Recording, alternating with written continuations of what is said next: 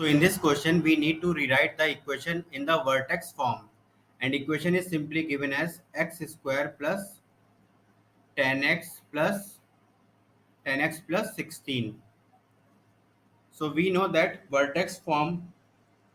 of vertex form of the parabola or general quadratic equation is simply a times of x minus h whole square plus k, where h comma k is vertex. So here, suppose this is fx, so this can be written as x square plus 10x plus 16. Now here we will make these two terms as a perfect square. For that we